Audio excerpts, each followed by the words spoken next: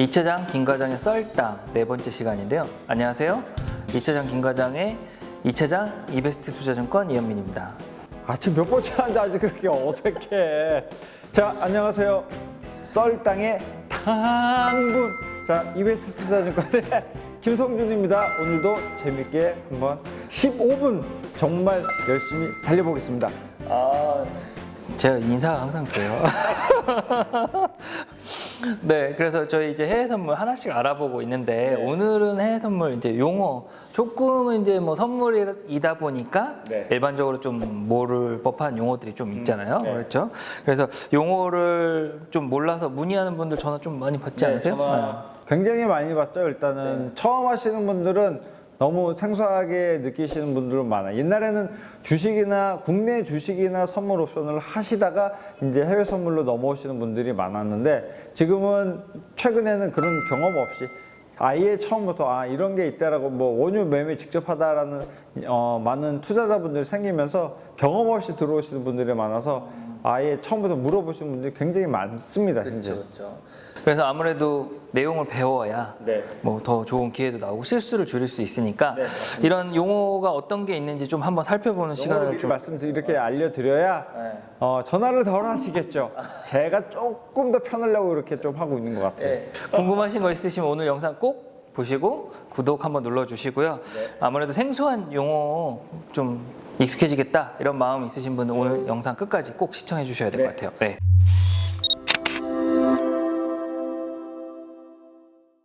그러면 이제 오늘 거래 관련 용어 살펴보기로 했잖아요. 근데 어떤 부분을 얘기해 주실지 좀 궁금하고 이쯤 하나 하는 게 있죠, 늘. 당충전 1분. 근데 오늘 뭘 얘기하실지 너무 궁금한데 어떤 얘기 하실지 한번 들어볼까요? 시간 안 돼요? 시간 타이머 준비하고요. 이제 시작! 자, 오늘은 해외 선물의 용어 정리가 좀 있습니다. 어떤 내용들을 말을 할지 일단은 제가 명사부터 말씀을 드릴게요. 가장 대표적인 게 추가 증거금. 추가 증거금이 뭔지 가장 많이 문의를 하십니다. 초보자분들. 추가 증거금. 그리고 내가 이제 예탁금이 얼마 있고 예수금 잔고, 미결제 잔고 평가 손익, 미결제 잔고, 그리고 이제 추가 증거금 계산하는 방법도 실제로 다 알으셔야 되는데 아까 처음에 추가 증거금 계산하는 방법까지도 다 말씀을 드릴 거예요. 그런 부분에서 놓치시면 안 되고 이 1분 동안 제가 지금 말씀드린 용어 정리 요렇게만 알아도 어느 정도는 매매를 할 수가 있고 상품별 증거금 이런 것까지도 제가 조금 말씀을 드리도록 하겠습니다. 오늘 1분은 딱 맞춰서 지금 요걸로 딱 끝내도록 하겠습니다. 1분 초과 안 했어요. 이제 네 번째 만에 5초 남기고 정리하는 오늘은 그냥 어떤 내용이 정의가 어떻다 이런 내용을 할 수 있던 게 아니라 가지고 일단은 시간은 잘 맞췄던 것 같아요. 그러면 이제 가장 많이 묻는 질문이 뭐라고 하셨죠? 추가 증거금. 이걸 하려면 증거금이 먼저 설명이 되어야 될 것 같아요. 증거금이 먼저 뭔지 한번 설명해 주세요. 이 증거금이 뭐냐? 이 해외 선물을 하려면은 어느 정도 돈을 돈을 맡겨야 되는 게 필요해요. 그러니까 예를 들어 원유를 한다. 원유는 원유의 증거금이 최근에 한 4,000불 정도 됐습니다. 올라가지고. 그러면은 최소한 4,000불을 예탁금으로 돈을 맡겨놔야 매매를 할 수가 있는 거예요. 그러니까 4,000불만큼 돈을 맡겨두는 필요한 게 증거금이라고 생각을 하시면 돼요. 4,000불은 유탁증거금과 유지증거금으로 나뉘는데 유탁증거금 말 그대로 신규로 진입할 때 내가 처음 아무것도 없을 때 이제 매수든 매도든 주문을 들어갈 때 이제 필요한 증거금이고 유지증거금은 이제 내가 매수를 포지션을 취했을 때 매수든 매도 포지션을 취했을 때 이거를 하루 이상 결제를 넘어갔을 때 필요한 증거금이 유지 증거금이라고 생각을 하시면 됩니다. 그럼 좀 뭐 쉽게 비유해보자면 저희 업계 많이 쓰는 거 있잖아요. 예를 들어 이제 전세랑 비슷하다 생각하면 되죠. 이제 하나를 거래하는데 집값처럼 다 낼 필요는 없고 보증금, 그렇죠. 전세 보증금처럼 증거금이라는 거를 넣고 이거를 전세는 사는 거지만 이거는 내가 거래를 하고 유지하는 거잖아요. 그렇죠. 그래서 나중에 나오면 거래를 종료하면 돌려받고 똑같죠. 그런 구조로 이해하시면 될 것 같아요. 정말 쉽게 설명을 해주면 제가 이게 자꾸 어렵게 제 수준에서 말을 하려 제 수준, 저도 수준이 별로 높은 편은 아닌데 일단은 그 용어 정리가 일단은 그 약간 저는 FM대로 말씀을 드리다 보니까 조금 그렇죠. 어려운 부분인데 예, 그런 거는 차장님이 쉽게 설명해 드릴 거예요. 네. 그러면 이제 그 다음으로 하고 증거금 하면 또 이제 용어로 많이 쓰는 게 레버리지라고 하죠. 아, 레버리지. 이 레버리지를 일으킨다 막 그렇게 얘기를 합니다. 실제로 원유를 제가 계속 원유를 갖고 얘기를 하는데 가장 많이 거래하시니까 원유를 갖고 얘기를 할게요.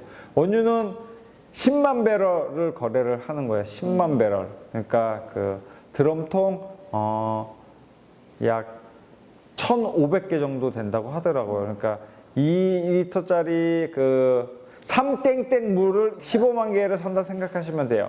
근데 제가 아까 증거금은 보증금을 말씀드렸잖아요. 4,000불. 약 430만 원을 가지고 그 정도 되면 금액이 아마도 단위가 뭐 1억이라고 억 가정해 단위가 넘어갈 거예요. 그렇죠. 그 억 단위 되는 돈을 매매를 내가 살 수가 있는 거예요. 그렇죠.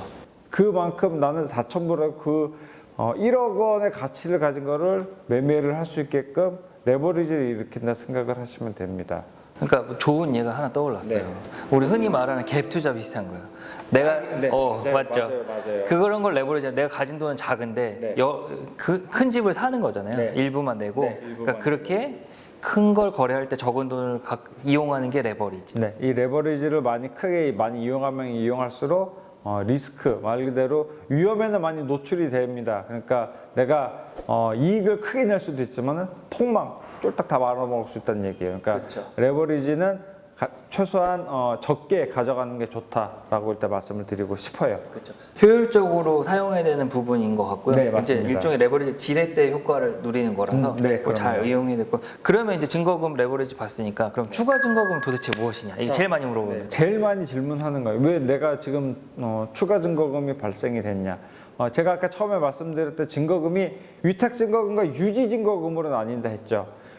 말 그대로 유지할 때 필요한 증거금이에요. 이 포지션을 내가 취했을 때 하루, 이틀, 3일, 4일 이제 결제가 선물은 매일매일 이루어집니다. 매일매일 이루어지는 결제를 나는 이 포지션을 취해서 4일, 5일을 갖고 있고 싶어 했을 때 이 그러니까 말 그대로 원유의 가격이 등락이 있을 거 아니에요? 위로 올라갔다 내려갔다. 내가 예를 들어 매수를 했는데 가격이 올라가면 나는 이득이 나는 거고 밑으로 빠졌을 때는 손해를 보는 거잖아요. 내가 이제 취한 포지션과 반대로 갔을 때. 그럴 때는 아무래도 내가 손실을 입게 되죠.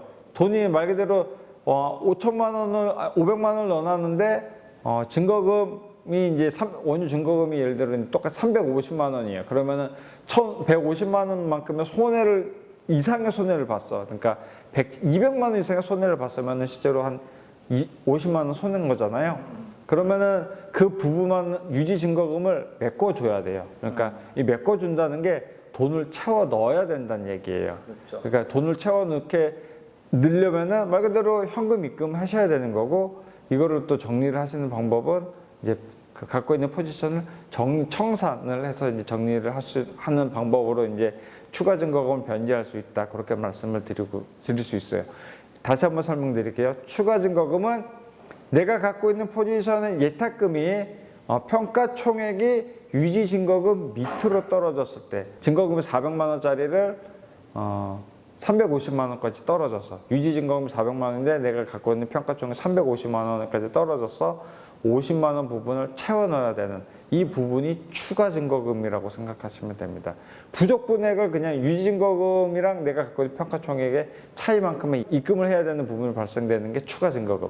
그렇게 설명을 드리고 싶어요. 이게 쉽게 설명하면 그냥 매매 손실과 이익을 다 포함한 제 돈이 그건데 돈이 이제 손해를 봐서 줄어들어서 요구하는 증거금보다 돈이 줄어들면 이제 더 넣거나 정리해라 이런 거고, 예를 들면 전세금 제가 많이 예를 쓰는데 물어보실 때 전세 들어갔는데 무슨 이유로 제 전세금이 줄었어요. 뭐 제가 뭐 뺐었다든지 그럼 주인 입장에서 어떻게 해야 돼요? 돈 다시 넣어라. 그렇죠. 전세금 다시 채우거나 나가라고 하겠죠. 그러니까 돈을 채우시거나 그걸 안 그럴 거면 이제 거래를 종료해서 이제 아무런 미결제 포지션이라고 하는데 아무것도 안 갖고 있거나 이렇게 해야 된다는 얘기죠. 네, 맞습니다. 그러면 이제 비슷한 개념으로 캐시콜이라는 이거 많이 헷갈리거든요. 캐시콜이라 부르는 게 하나 있는데 이건 뭐죠? 실제로 증권회사는 고객님들의 예탁 자산은 어느 정도는 보호해야 될 의무가 있어요. 그러다 보니까 지금 내가 선물은 무한 손실이 날 수가 있는 상품이에요. 그러니까 내가 100만 원을 투자했지만은 마이너스 100만 원, 마이너스 200만 원 막 이렇게 돈이 실제로 될 수가 있는 거예요. 그러니까 오히려 내가 갖고 있는 것보다 돈이 떨어져서 돈을 갚아야 되는 상황이 발생할 수가 있다는 거죠. 500만 원 투자해서 500만 원 다 날리고 추가로 돈을 더 납입해야 되는 경우가 발생할 수가 있습니다. 근데 증권회사는 이런 거를 이제 고객님의 예탁자산을 보호하기 위해서 어느 정도까지 그 예탁 총액이 떨어졌을 때 강제로 청산을 하는 거예요. 그러니까 투자자분들이 100만 원을 투자를 했는데 한 증권회사 이쪽에서는 한 투자자분들의 20%, 예탁자산 한 20%에서 10%, 그러니까 10만 원에서 20만 원 정도 남았으면은 그때는 강제로 포지션을 정리를 합니다. 그때 그게 이제 장중 캐시콜이라고 생각을 하시면 되는 거예요. 그러니까 제가 갖고 있는 돈이 80%의 손실을 보면 하루 중 아무 때라도 이제 거래를 강제로 종료시키는. 네, 강제로 종료시키는 거죠. 근데 이제 마진콜은 매일 아침에 거래가 다 끝나고 정산이 된 다음에 뭐 돈을 넣으시거나 이제 포지션을 청산하거나 기회를 주는 거고, 캐시콜은 기회 없이 조건이 되면 그냥 다 모든 게 종료돼요. 추가 증거금은 어쨌든 내가 돈이 계속 매매를 할 수 있는 여유가 있는 상태. 그리고 장중 캐시콜은 더 이상 매매할 수 없고 약간의 돈만 남기고 이제 다 말 그대로 주식하다가 이제 말 그대로 돈 다 날리고 조금만 남겨놓고 그냥 청산을 했을 때 저렇게 된다고 보시면 됩니다. 그게 이제 내 의지가 아니라 증권회사에서 강제로 집행을 하는 그런 거라고 생각을 하시면 돼요. 미수는 이제 증권사 직원들은 못 써서 그런데 비슷한 부분이 있는 거죠. 미수 썼다가 지금 주식 거래할 때 미수를 사용했다가 미수금 납입 결제까지 못 내면 이제 반대매매 되는 게 마진콜하고 조금 저희가 말하는 추가 증거금은 조금 비슷한 개념이 있는 거죠. 네, 알겠습니다. 그다음에 이제 선물 또 특징이 있죠. 만기가 있다. 그러면 만기 관련된 뭐 최종 거래일 뭐 한번 먼저 설명드려볼까요? 최초 인도 통지를 합쳐서 설명해볼까요? 네, 같이 말씀드릴게요. 그러니까 모든 선물은 만기가 있어요. 만기라는 게 거래가 종료되는 시점이에요. 그러니까 선물은 다 월물이라는 게 있어요. 그러니까 원유 계속 비유해드리지만은 원유 1월물, 2월물, 3월물 계속 이런 거 월물을 이제 있으면은 그 가장 최근 월물을 이제 매매를 하는 거거든요. 최근 월물이 가장 활발하고 이 최근 월물이 그러니까 지금은 이제 7월 달이니까 8월물을 매매할 수 있습니다. 그럼 8월물을 뭐 예를 들어 8월 28일까지만 매매 가능하다고 이제 그 공지사항이나 뭐 프로그램 안에 다 들어 있어요. 그때까지 매매할 수 있는 게 최종 거래일이라 생각하시면 되고, 최초 인도 통지라는 거는 말 그대로 이 선물은 실제로 인도를 받을 수가 있어요. 원유 진짜 드럼통을 받는 경우가 생깁니다. 실제로 그렇게 거래를 실제로 실물을 받으려고 매매를 하시는 분들도 있고요. 이 최초 인도 통지일은 실물 인도를 받는 상품에 대해서 만기가 이제 정해진 건데, 이거는 최종 거래일보다 하루 앞선 날에 이제 그 만기가 끝나는 거거든요. 자, 그러면은 제가 아까 원유를 지금 계속 말씀을 드리니까 원유로 계속 설명을 드릴게요. 최초 인도 통지일은 실제로 이제 선물 인도를 위해서 인도일의 하루 전날까지만 이제 매매를 할 수 있는, 그러니까 최종 거래일이랑은 좀 의미가 달라요. 최종 거래일보다 앞서서 끝날 수도 있고 뒤에 가서도 끝날 수가 있거든요. 그러니까 실물 인도를 하기 위해서 마지막까지 이제 거래를 하되 그 전날까지만 거래가 되는 게 최초 인도 통지일이라고 생각을 하시면 되는 거예요. 그러니까 뭐 다시 한번 정리해 설명드리면, 이제 선물은 만기라는 게 있죠. 거래를 끝내는데 거래를 끝내는 날짜가 정해져 있고 플러스 이제 이게 만기가 됐을 때 일 처리를 하는 게 물건을 주는 경우도 있고 이제 현금 결제라고 그래서 차액만 결제하는, 내가 거래한 가격에 대해서 뭐 벌 수도 있고 잃을 수도 있고 차액 두 종류가 있는데, 물건을 주려면 물건을 누군가 받고 주는 사람이 정해져야 되잖아요. 이런 걸 받고 주는 사람 정하는 게 최초 인도 통지일이니까 마지막 거래가 종료되는 거랑 날짜가 좀 왔다 갔다 앞뒤로 있을 수 있죠. 그런데 이제 한국에서는 우리가 그 얘기를 안 했네요. 한국에서는 물건을 받을 수가 없어요. 미국 그런 상품이나 어떤 물건이든 실물 인수는 불가능해요, 제도적으로. 그렇기 때문에 한국의 일처리는 둘 중에 먼저 도착하는 날을 만기일로 보고 저희가 처리하는데, 보통 이제 최초 인도 통지를 사용을 하죠. 실물 인수로 하면. 근데 현금 결제는 이제 뭐 최종 결제를 많이 사용하고요. 그래서 복잡하죠. 이게 뭔지 모르겠죠. 전화 드립니다. 저희가 잘 모르시면 시스템에도 나와 있지만, 전화가 아니고 문자 드리고 저희가 뭐 HTS 노티스가 나왔죠. 팝업으로도 다 연락을 드리거든요. 그러니까 만기랑 헷갈리면은 이제 그 HTS나 아니면은 전화도 하셔도 되고요. 만기일날 다가오면 저희가 그냥 알아서 문자 드리고, 전화도 먼저 드려요. 전화도 드리고 팝업도 드리니까 그 팝업만 참고하시고, 그것도 이해가 안 된다 그러면 이제 연락을 주셔도 되고요. 그럼 이렇게 만기 처리하는 방법을 좀 살펴봤고요. 그 다음 이제 용어로 나오는 게 틱, 뭐 이런 말도 하고, 틱같이 이런 게 있는데 이게 뭐죠? 호가 단위를 이제 말씀을 드리는 거예요. 그러니까 지금 내가 HTS를 보고 있을 때 원유의 가격이 막 움직이잖아요. 원유 가격이 한 호가, 그러니까 0.1씩 원유는 움직이는데, 예를 들어 이제 80.1, 81.2 그렇게 이제 움직이는 게 호가라고 보시면 돼요. 그 사이에 0.1씩 움직이는 거잖아요. 그게 틱이라고 보시면 되고, 틱 가치는 그 0.1이 움직일 때 실제로 내가 얼마를 벌고 얼마를 손실을 입냐, 그거예요. 그러니까 원유는 그 숫자 한 0.01이 움직일 때마다 10불이 움직여요.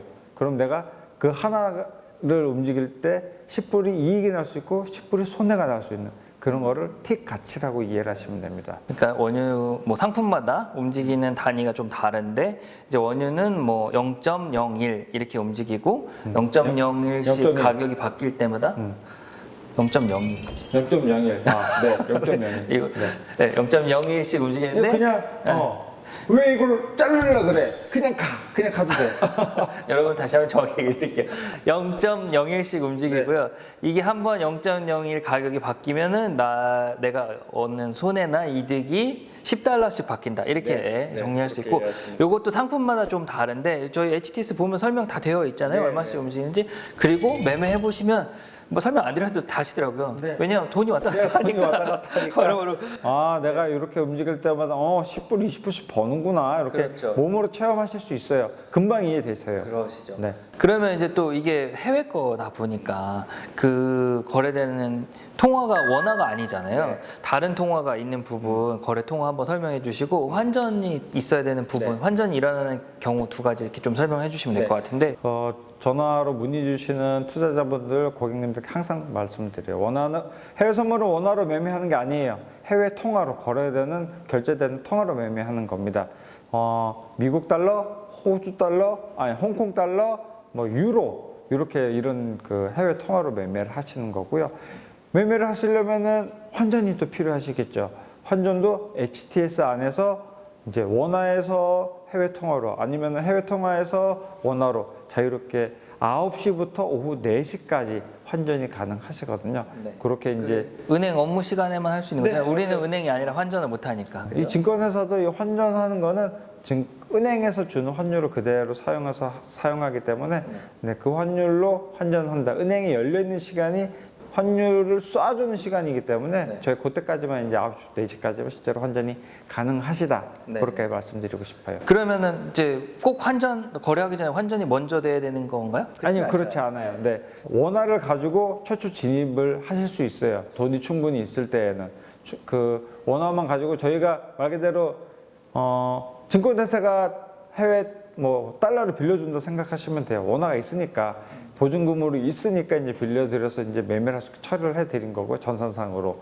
그래서 원화만 있어도 매매는 가능하다라고 말씀을 드리고 싶어요. 네, 결국은 이제 뭐 원유를 거래하는데 뭐 달러로 아까 4,000달러 증거금 얘기해 주셨는데, 원화로 대략 4,000달러에 준하는 돈, 뭐 예를 들어 한 뭐 500만 원, 요 환율은 좀 불리하게 책정이 되니까요. 왜냐면 이제 환율이 변할지 모르니까 저희가 원화일 때는 원화의 한 90%가 마치 환전된 것처럼 주문 내게 해드리잖아요. 그래서 그런 원화를 넣고 바로 거래하고, 근데 하루 지나서 뭐 매매 손실이 있거나 뭐 수수료가 부족하거나 그러면 이제 증거금이 필요하거나 그러면 그거만큼 환전이 돼야 되는 거죠. 말 그대로 통장 정리한다 생각하십니다. 매일매일 통장 정리, 매일매일 통장 정리가 자동으로 돼야 되는 거 그 통장 정리가 되면은 부족한 거 말 그대로 환전을 통해서 이제 이게 돈이 날아가는 게 아니잖아요. 날아가는 없어지는 게 아니라 증거금으로 이제 보증금으로 맡겨지고 내가 갖고 있는 포지션을 취한 거에 증거금이 이제 바뀌어지는 환전이 필요하고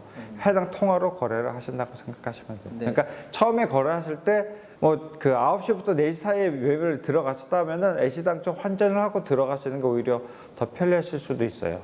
상황에 따라. 네.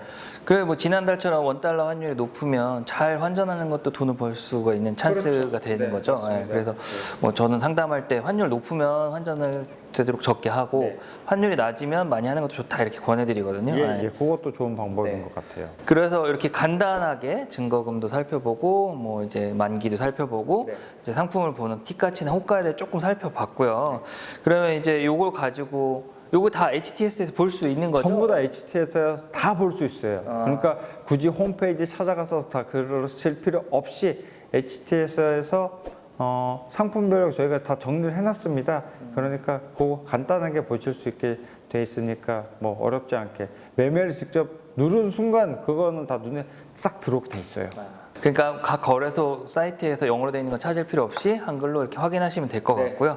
자, 이렇게 해서 해외 선물 용어들 뭐 중요한 가장 핵심 용어 한 번씩 살펴봤는데 오늘 뭐 또 설명 어떠셨어요? 뭐 실제로 거래를 하다 보면 더 궁금한 게 많아져요. 왜 지금 내 미결제 잔고가 이렇게 됐는지 계산을 부탁해 주시는 분도 많고 그런 부분들은 뭐 그 실제로 매매를 하시면 금방 터득이 되는데 잘 모르시는 분들은 증권회사 직원들이 괜히 있는 게 아니잖아요. 전화 주시면은 저희가 다 전화 받아서 설명도 해드리고 꼼꼼하게 말씀을 드릴 수가 있어요. 저희는 오늘은 정의 부분을 말씀드리는 거라서 이렇게 간단하게 요약을 말씀을 드리지만은 필요하신 부분이 있으면 언제나 전화를 주시면 상담이 다 가능하다고 말씀을 드리고 싶네요. 네, 아무래도 이제 선물이라는 상품이 조금 생소하신 분들 입장에서는 뭐 오늘 설명을 들어도 뭐 한 번에 모르실 수도 있으니까 조금 반복해서 보시고 그리고 또 저희가 추가로 설명도 가능한 부분이 있고요. 네. 또 하나는 이제 모의로 거래해 보실 수 있는 게 있어요. 네. 모의투자 이제 홈페이지에 보시면은 저희 쪽에 고객센터 안으로 들어가시면은 이제 모의투자 부분이 있습니다. 모의투자를 다운로드 하셔가지고 그 부분만 그 실제로 이제 돈이 이제 달러로 이제 입금이 됩니다. 그러면서 이제 환전 부분은 없는데 환전 부분을 제가 모든 부분은 실제 매매 동일하게 이루어집니다. 그래서 그걸 보시면서 내가 한번 경험을 이제 익혀보는 것도 이제 그것도 나쁘지 않습니다. 실제로 제가 첫 회 말씀드렸으니까 모의투자 꼭 해보시라고 모의투자 반드시 먼저 해보시고 그런 느낌을 계속 잡아가면서 실제 이제 매매로 이제 환경을 옮기시는 게 매매를 하심에 조금이라도 이익을 낼 수 있는 확률을 높일 수 있는 그런 부분이라고 생각이 됩니다. 네, 그래서 이제 추가로 궁금하신 부분이 있으신 경우에는 이제 아래에 안내되어 있는 전화번호로 언제든지 연락을 주시고요. 주세요, 전화. 네, 아직도 이제 저희 영상 보시면서 구독 안 하신 분들 구독 한번 꼭 눌러주시고요. 그다음 영상 좋아요도 한번 마저 눌러주시고 다음 시간에 이제 좀 다른 이제 해외 선물 추가되는 내용으로 저희가 한번 준비해서 찾아뵙겠습니다. 찾아뵙겠습니다. 감사합니다. 네, 감사합니다.